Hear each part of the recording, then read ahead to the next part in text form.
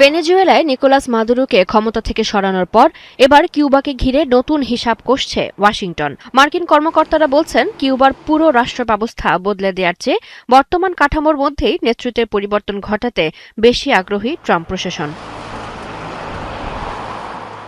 এ লক্ষ্যেই কিউবার বর্তমান বা সাবেক কর্মকর্তাদের মধ্যে এমন একজনকে খুঁজছে মার্কিন গোয়েন্দা সংস্থাগুলো, যিনি ক্ষমতার পালাবদলের পর যুক্তরাষ্ট্রের সাথে সহযোগিতামূলক সম্পর্ক গড়ে তুলতে রাজি হবেন। সম্ভাব্য নেতৃত্ব নিয়ে এরই মধ্যে কয়েকটি নাম আলোচনায় এসেছে। কিউবার বর্তমান সরকার ফিদেল কাস্ট্রোর ভাই রাহুল কাস্ট্রোর নাতি অস্কার পেরেজ অলিভা ফ্রাগ্রাকে সামনে আনছে বলে ধারণা করা হচ্ছে। সাম্প্রতিক সময়ে সরকারি অনুষ্ঠান ও রাষ্ট্রীয় টেলিভিশনে তার উপস্থিতিও বেড়েছে। তবে এই নাম ওয়াশিংটনের কাছে গ্রহণযোগ্য হওয়ার সম্ভাবনা কম। বরং রাউল কাস্ট্রোর আরেক নাতি রাউল জি রদ্রিগেজ কাস্ট্রো এবং বর্তমান স্বরাষ্ট্রমন্ত্রী লাসারো আলবের্তো আলভারেজ কাসাসকে সম্ভাব্য বিকল্প হিসেবে বিবেচনা করা হতে পারে বলে মার্কিন কর্মকর্তাদের বরাতে জানা গেছে।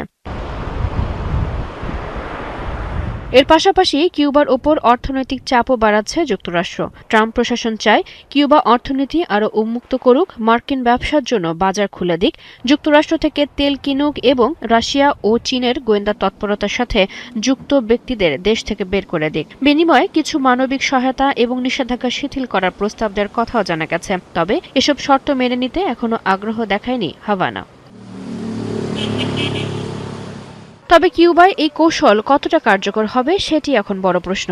যদিও কিউবার সরকার এসব বিষয়ে কোনো মন্তব্য করেনি, আর হোয়াইট হাউসও পরিকল্পনার বিষয়ে সরাসরি কিছু বলতে রাজি হয়নি। ফলে কিউবাকে ঘিরে যুক্তরাষ্ট্রের চাপ যে নতুন মাত্রা পেয়েছে তা স্পষ্ট হলেও ওয়াশিংটনের কৌশল এখনো অনেকটাই আড়ালে। চৈতি সরওয়ার, ৭১।